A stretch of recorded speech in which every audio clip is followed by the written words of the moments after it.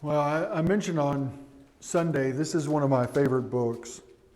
And it's one of my favorite books because, for a couple of different reasons. One of them is that a lot of people, at least their first reading of the book, it seems very pessimistic to them. And so, because of its kind of morbid approach, a lot of people don't like it because they don't like what they perceive to be the pessimism of the book. And to that I say we need to look a little closer at the overall message of the book itself, but that gives us a place to start. Then there's another reason that I really like this book that we'll talk about actually as we deal with this first introductory lesson on the questions. So I won't jump into that just yet. But it is an aspect of the way that this book is, the approach of this book that I think is helpful, and I appreciate it. So we'll talk about it as we get there. So a good idea when we're looking at a specific book in Scripture, as we're able to, is to try to get an idea of who wrote it, which gives us perhaps an idea of when it was written and who the primary audience might have been. And then once we understand that, we can understand how it specifically applied to them, which permits us then to make applications for our own time if there are applications to be made. So, which I can't think right off the bat of any book, Old or New Testament, that doesn't have some kind of application for us. But that's kind of the approach I want to start with tonight. So do we know who wrote the book of Ecclesiastes? And I've tried to be careful in the questions to always put the writer or kind of use generic language in describing the person who wrote it.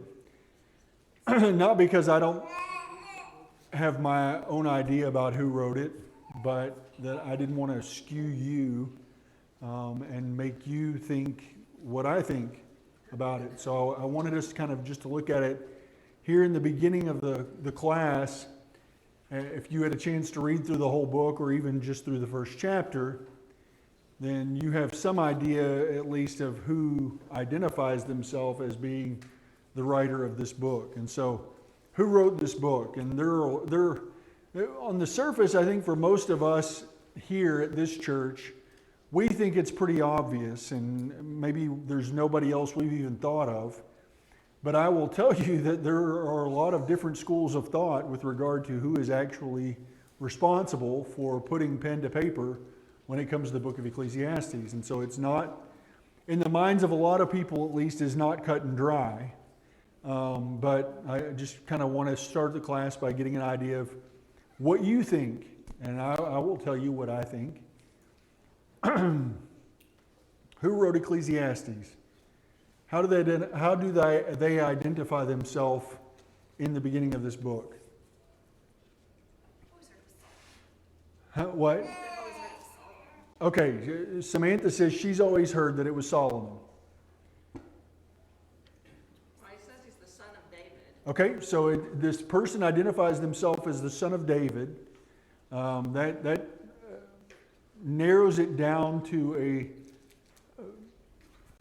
perhaps a fairly select number, although when we understand that in the Hebrew, the term son is not always used of what the way we would use the term son. It can mean a descendant of. In fact, we know both the Old and the New Testament uses that idea. In the New Testament, we are sons of Abraham. Who's he talking about? Christians, ultimately. And whether we're talking about Jewish people in the physical sense or Christians in the spiritual sense, are we, I guess more so Jews in the physical sense, were the Jews of the first century when Jesus was alive and walking the planet, were they actually sons of Abraham? In the English, would we have called them sons of Abraham? This is not a trick question. I'm not trying to get to the bottom of whether they were spiritually faithful or not. Don't mistake where I'm going with this.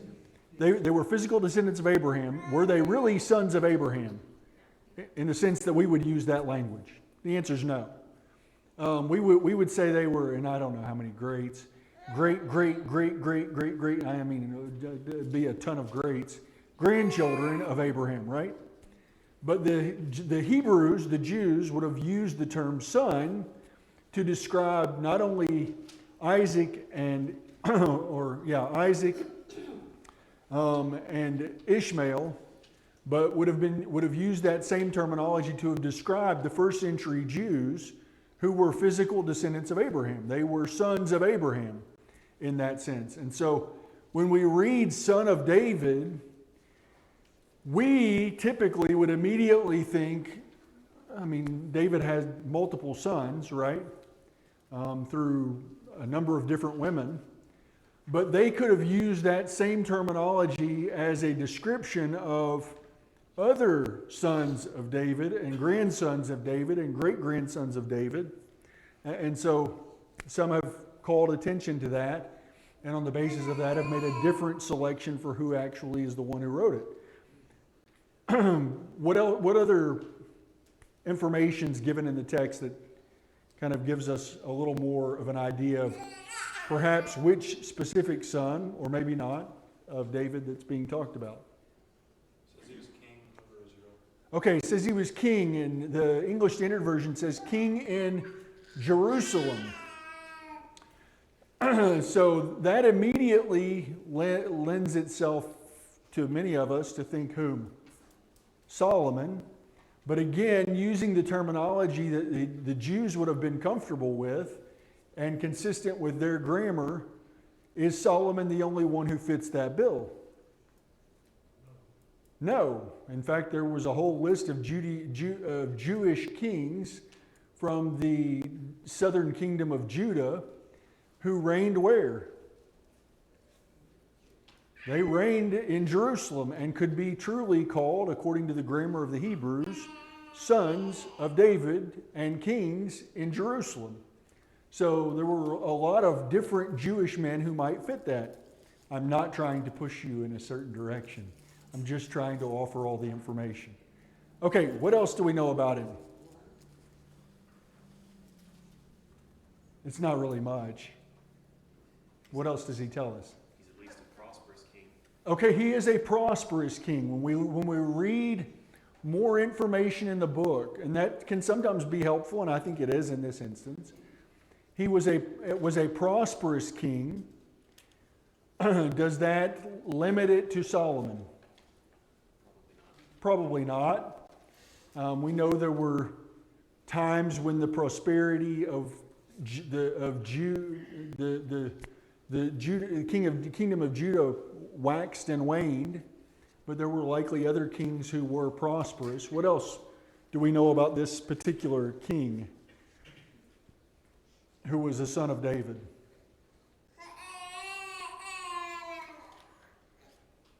Also the preacher. Okay, he identifies himself as the preacher, which is an anglicized, basically, form of the Hebrew word koheleth. Some have identified this particular person just as koheleth, which is not really helpful. I mean, it's accurate, but doesn't really identify anybody specific for us, so it doesn't help us from that perspective. Yes, sir? He was endowed with wisdom. Okay, not just endowed with wisdom, how does he describe himself? He's gained more wisdom than all that were before him. Okay, he gained more wisdom than all who were before him. And who would that lend itself toward being? Solomon again. What else? Go ahead. Well, kind of an odd thing about that is David was the only king in Jerusalem before him, so if it is Solomon, he's saying, I'm smarter than my dad. He's the only king who fits that description. So that is possible. That looking at that, it might lend itself more toward the idea that it's a king a little further down the line. So it's not just like he's saying, I'm smarter than my dad was or wiser than my dad was. There's a whole list of kings who were before me, and I'm wiser than all of them. What else? I would think you'd want to identify too that wisdom in the Old Testament literature is almost always consistently knowledge of God and the mind of God more so than human wisdom. So for someone to make that statement about David, you can observe the frailties and the sins in his life and make that conclusion based upon just what David was as a person. Right. But, so it wasn't so much he was smarter than David, but maybe he kept the purity that David lacked on some occasions. So it could be describing less so the fact that his sheer intelligence and more so the way that he used it. Look over at chapter 12. It's another statement that's made over there that again might lead us to some conclusions. He says in Ecclesiastes 12 verse 9, besides being wise, the preacher also taught the people knowledge, weighing and studying and arranging many proverbs with great care. The preacher sought to find words of delight, and uprightly he wrote words of truth.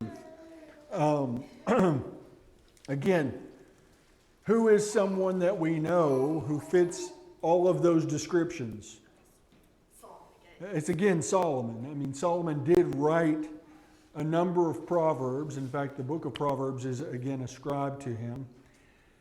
And the only other thing I'll say about it, and then you can just make your own determination, is that traditionally the Jewish people in their traditions believe Solomon was the author.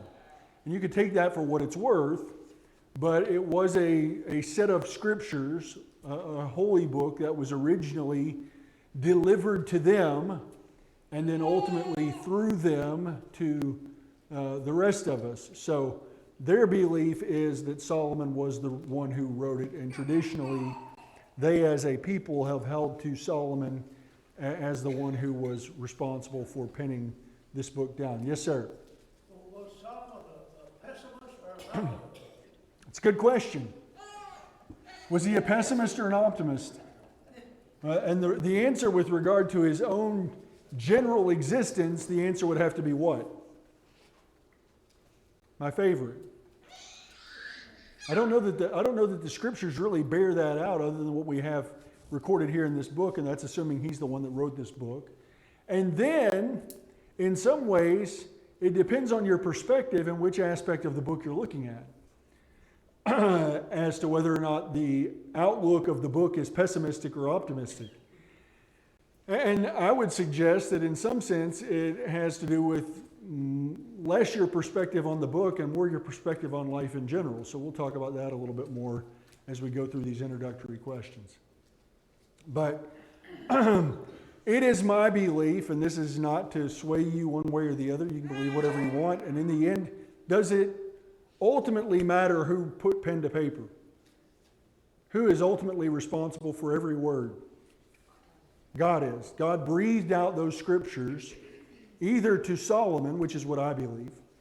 And I have to admit I have a little bit of an ulterior motive for hoping that it's Solomon or for wanting it to be Solomon, is because I have long hoped that the book of Ecclesiastes was Solomon's swan song and was essentially his repentance late in life after living a life that was grossly essentially thumbed its nose at the God who gave him all the gifts that he had.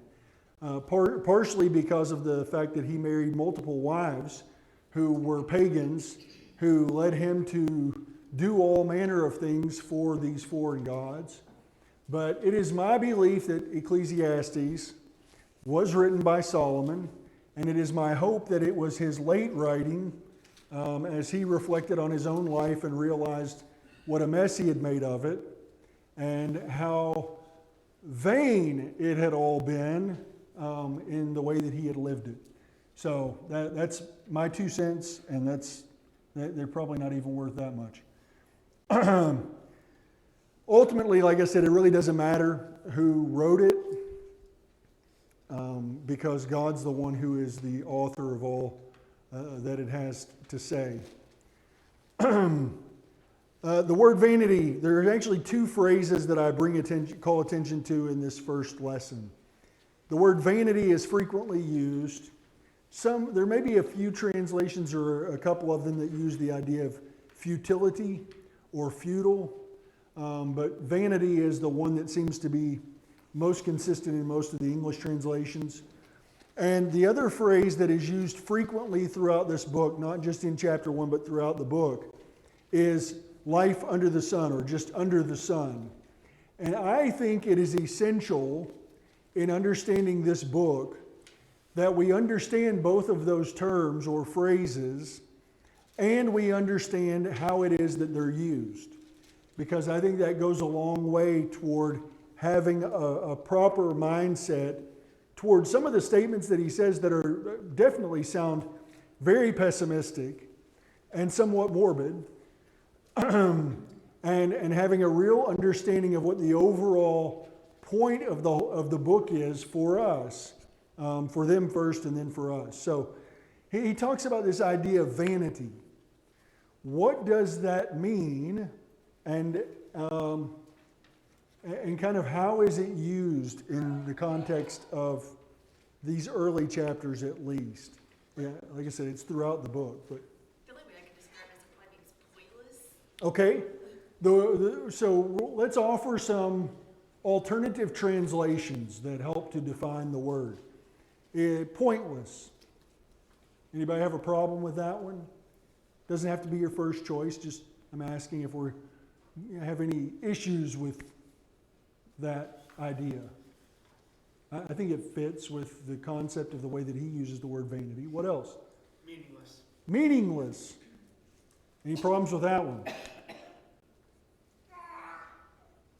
I think it's consistent. Anything else?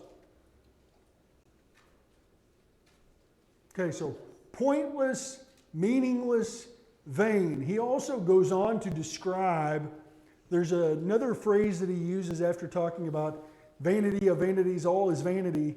What else does he say? That gives us an idea of what this vanity is that he's talking about, or what it's like. It's like doing what? It's like grasping for wind, which is, at least to me, is a comical picture. It's been pretty breezy the last few days. How many of you went outside and tried to grab a handful of wind? No, we don't do that. Why don't we do that? Because it would be fruitless. It would be pointless. There's really no point in doing it. And so, I mean, it really describes for us what he's trying to get across by the idea of vanity. It is a fruitless task. It is a meaningless task. It is a pointless task. It is vanity, and it's like trying to grab for the wind. Okay, so we kind of have a picture now of what vanity means in regard to this book. And so again, it starts us off with thinking about this idea of, because he, as I said, uses that word vanity throughout the book. And he says vanity of vanities, all is vanity. So we're starting off with a fairly pessimistic view from just that perspective, that vanity is used and repeated so frequently throughout the book, and that he begins chapter 1 by saying, vanity of vanities, all is vanity. Just for the record, what's left out of all? I mean, really, no, I mean, just if we're talking about terminology and we're talking about all of something, I mean, what's left out of that? Nothing. Nothing's left out of that. So, vanity of vanities, all is vanity, sounds like, well, there's nothing worth doing, there's nothing worth having, there's nothing of worth in any of it. So, we're just going to leave that there for the moment. Go ahead. Yeah, this is where I did have a little bit of an issue with terms like pointless or meaningless. Okay. Because I think that describes maybe one side of how vanity might be used. But there's another side which is kind of like grasping for wind. It's an unobtainable or temporary or fleeting. Okay. The word that's translated is the word for smoke or vapor. So something that you can see, it's real, but then when you try to get it, it's always just out of reach. Just eludes your grasp. And I thought you were going to go a different direction than this.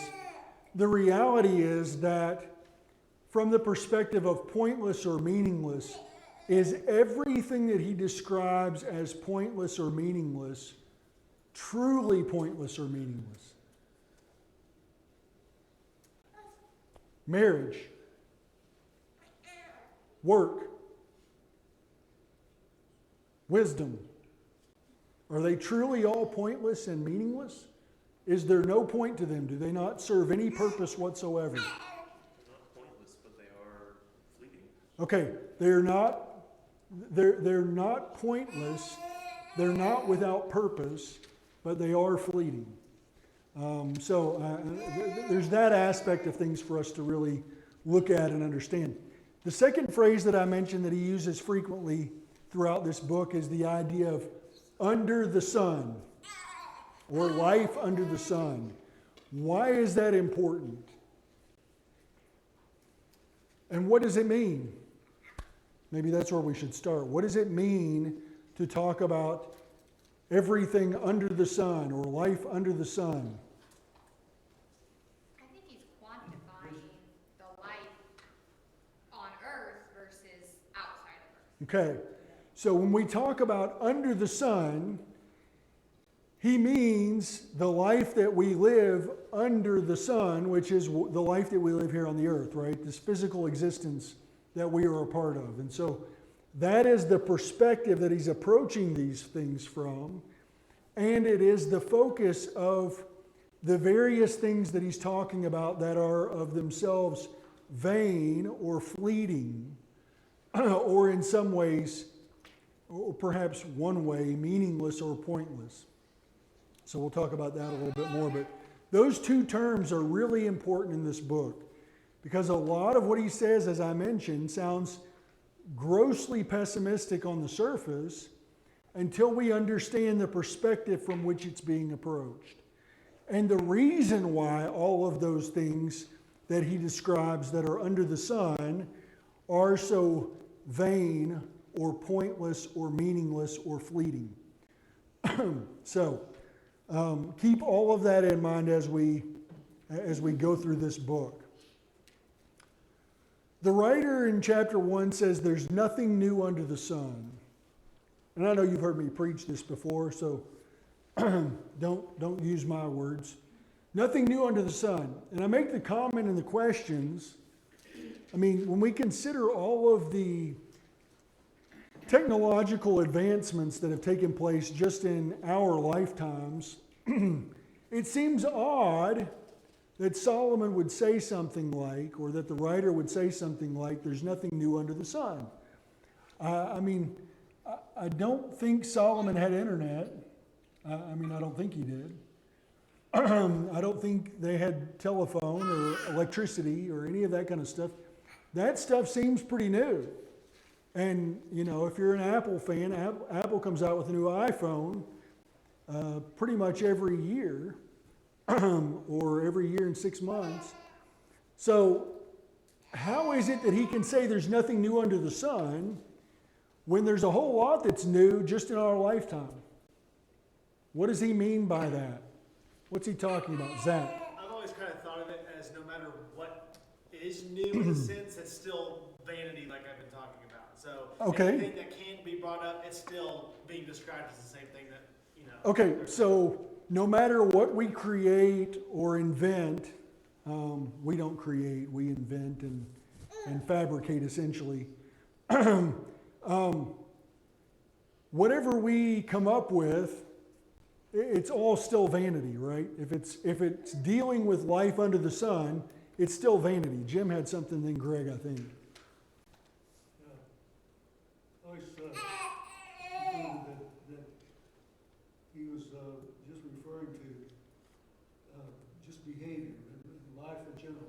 People, are typically going to do this, and they're going to do that. You might have reaction to behavior that's going to be same. And Okay. as a consequence, that kind of expectation that you encounter all the time. Okay, so Jim's point, human behavior at its very core and its very nature is unchanged. Whether we're talking about 2,000 years ago, 4,000 years ago, or today. Greg, did you have something? Essentially, my point, you bring up an iPhone, I'm thinking, 2,000 years ago, it might have been the latest chariot on the used chariot lot that a young man's eye might have been on, or a young lady might have fancied the latest perfume or eyeshadow or something.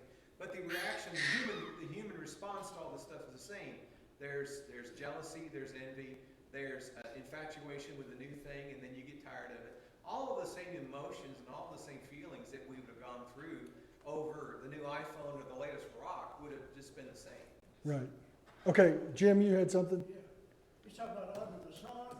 Uh-huh. I went through them 12 chapters, I counted, he said that 30 times. Under the sun 30 times. 30 times. Yeah, I counted, but I only found 29, Jim. I Hey, you go back again, we'll agree on it. But that's okay. I'll give you 30. But now, if we talk and we think and we act from an earthly standpoint, it's always going to be the same. Okay, And that's basically just the summary of what everybody else has said. and I do. I think that is the major point in this text is, whether it's the iPhone or, as Greg said, the latest chariot or some new perfume, the response of people, the way we respond to physical stimulus or to the stimuli that are around us is the same. Solomon says, you say of this thing, look, it is new. It's already happened. I mean, we get all excited about something. We think, oh, well, look at the response to this. Well, there was something in Solomon's day that might have garnered the same response that we're getting to whatever this new thing is. And so mankind in general is the same today as we've always been. Oh yeah, we find new ways to have fun and sin and all the things that we do, but they're really just new inventions of the same old wheel. I mean, that's the reality. We're looking for new ways to do the same things. I thought about virtual reality today. I mean, virtual reality is one of the, I don't know that it can be considered new anymore, but it continues to grow and to become more and more of what people are wanting. And so, whereas before, you might have been the kind of person who jumped off a building to get an adrenaline rush and pull a parachute. Now people can virtually do some of that, and they get not the same perhaps rush, but they get to experience some of the same thing visually and through different sensations without having to put themselves at risk in some of those ways that they previously did. So, but they're still looking for the same kind of high, just in a different way. And we could go through any category we want to talk about. Men have used drugs and alcohol and other vices historically throughout every generation as a means to dull their senses and to temporarily take away their issues and their difficulties. And so we may have new drugs now that perhaps you didn't know existed when you were a kid, and certainly perhaps didn't exist during the days of Solomon, but they do the same things, or we find ways to intensify the effect, but it's still the same goal ultimately that people are trying to accomplish. So mankind as a whole has not changed from Solomon's day till now. It's one of the benefits of Scripture, and one of the reasons why the Bible is so timeless. People act like it's outdated and it can't speak to today, and yet because mankind is exactly the same way, just seeking new ways to do the same old things, the Bible is still just as relevant now as it ever was. And so, understanding these principles and seeking to make the application in our current society, maybe having to talk about them in some new ways because of the current temptations that exist because of technological advance and other things, those principles still apply today just as much as they did then. Terry. You would say this, it's kind of the thing that happens, like an earthly point of view, just we leave God out of everything, and everything that earthly we tend to go for. And that is ultimately going to be his focus in this book. And the reason why much of what is said has a pessimistic undertone is because he's dealing with the idea of looking at these things purely from the perspective of life here under the sun on the earth, without thought to God. And if that is our focus, then truly everything we do is vain or pointless from our perspective, meaningless. Emily, do you have something? Yeah, I think like the whole concept of him talking about how nothing is new is so interesting when you like bring it back to the whole point of everything is vanity. Because in verse 11, whenever he says there's no remembrance of former things and there'll be no remembrance of later things, so everything's vanity because everything you do is going to be forgotten, and then the next king is going to come up and he's going to take credit for it and be like, look, this is brand new, even though, like we said, it's the same rock, it's just in a different shape now. Right. Well, but that brings up another point that's made in this book that I have in the questions, which is he says there's going to be no remembrance of the things that were before or of the things to come.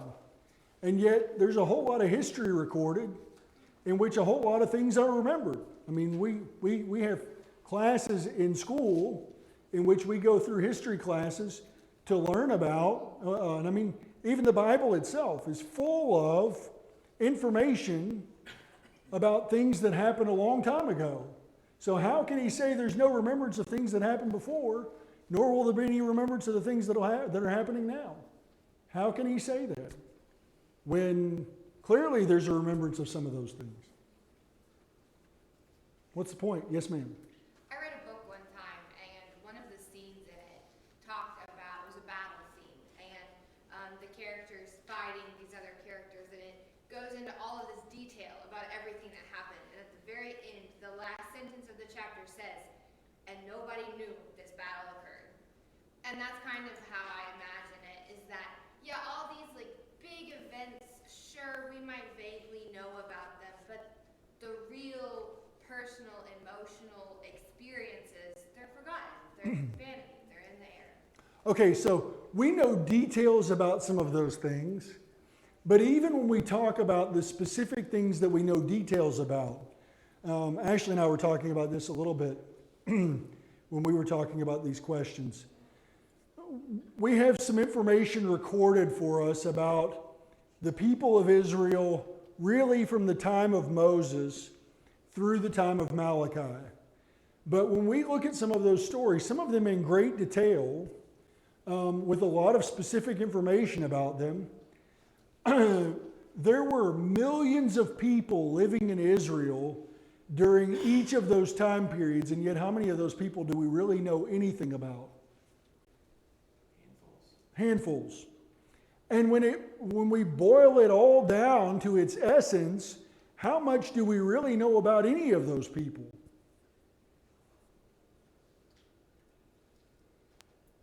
A day of their life. Maybe. Or if it's somebody really important like Moses or Elijah or Ruth or David, we might have a kind of a snapshot of a longer portion of their life. But the reality is, as much as we think we know about them, there's still so much about them that we don't know. There's still so much that's not recorded. And again, my point is, even if there are the handful of people for which there's a lot of information recorded, in order to show us some things that are important for us to understand, the reality is that for the vast majority of the people who lived during that time period, what do we know about them? Absolutely nothing. And this is one of those morbid thoughts that exists. But the reality is, of all the people who are sitting in this building, what is the likelihood that any of us are going to be remembered beyond our immediate family, beyond a couple of generations? How many of us you think are going to be well known, far and wide? Not me. Probably none of us. How many people know where their great-great-great-great-grandfather was buried? Or what was his name? Or how many kids? That's what I told Ashley. I said the likelihood that I'm going to be remembered beyond a couple of generations, the only way it's going to happen is if somebody does 4-H genealogy and they've got a long list of ancestors on their family tree that they can look at and at some point say, oh, that was my great-great-great-great-grandfather. What do you know about him? That he was born here and died here, and that's about it. Well, and these were his kids. That's about it. So do they really know anything about me? The answer is no. And the reason why I see that sounds morbid is it's like, well, if that is the reality for all of us, that we're not going to be remembered at all, we're not going to really make any impression on the world at large, then what could be the response that we have to that? What's the point of doing anything? I mean, what's the point of doing anything? And it goes back to, and again, I'm just bringing out the reasons why some people don't like this book.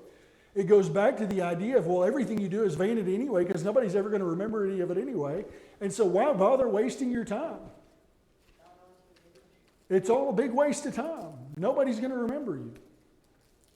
And even among those people who are remembered in the world as a whole, not only is it the tiny minority who are remembered, I brought up, for lack of a better example, this when Ashley and I were talking about this, what is Mark Zuckerberg going to be known for throughout all of history? Facebook. Until he's forgotten. Facebook. The reality is the majority of people who are well known enough to be recognized beyond a few generations, and I'm not making fun of you if you like Facebook. There are good things about Facebook. But ultimately, what real contribution has Mark Zuckerberg made to the world at large? Besides Facebook. I mean, he's famous. If that's what he was going for, I think he probably was. He succeeded. But what's going to happen to Mark Zuckerberg? He'll be forgotten like the guy that founded Time Warner. Oh, before that ever happens, what's going to happen to Mark Zuckerberg? Return to dust. He's going to return to the dust. And then ultimately he will be forgotten, because there will come a point in time in which the early stages of social media are going to be so unimportant that nobody's even going to bother talking about it. So even he's going to be forgotten. But my real point is, the overall contribution to the world at large is tiny, and he's still going to die. In the grand scheme of man's history, it's just not that important. It'll be forgotten, just like everything else. And so that's the bottom line. And again, it can lend us to this idea of, well, what a horribly morbid view. Nobody's going to remember me anyway, so why bother? But that's not the end of the story. Yes, ma'am. So in addition to people, I was thinking along the lines of, with time, there are cycles. Yes. And awarenesses of and obedience to God and the opposite. So like children of Israel, they were real strong, and then they would hit the bottom, and they would, so it's just kind of like, did the people, that hit the bottom, do they remember the consequences, So it's just like, we are all the time doing these cycle things of obedience or non-obedience, or learning or not learning, or... I mean, look at the history of the church. I mean, the history of the church very much follows the same pattern that Israel followed. I mean, some people who are here now talk about the division of the 50s and 60s. There were people who were living during that generation before that occurred, who were from previous generations that remembered the instrumental music issue of the early 1900s and the problems that arose with that. And if they had family members, they remembered a previous division. It is this cycle that the church repeats over and over again. A few generations, and then there's another one. And the reason is because there is nothing new under the sun. We get comfortable, and we get lax, and our focus wanes, and we begin to drift, and people use that as an opportunity to grab hold of some new teaching and to skew things and point us in another direction. And because we haven't been focused, we may be inclined to follow that, and it leads to this reaction where people get really serious about studying and really focused on doing the right thing, and then those two mindsets butt heads, and they end up parting ways, and they take a whole lot of people with them. And then, like I said, you go through that whole process again. Israel did it, we do it, and if we're not careful, we do it in our own individual lives too. It's the reason why we should always be watchful, because our adversary, the devil, is stalking about like a roaring lion, seeking whom he may devour. So, I want to start really with question 3, although I kind of went into question 4 a little bit. But we'll start in question 3 on Sunday morning and talk about some of the specific ways that he tries to answer the age-old question of why we're here and what is the meaning of life. So we'll talk about that a little bit on Sunday. If you didn't get the questions already, you can grab those before you go home tonight. Probably won't get started on them on Sunday, probably be next Wednesday. But appreciate your help this evening in class. Look forward to the rest of the quarter.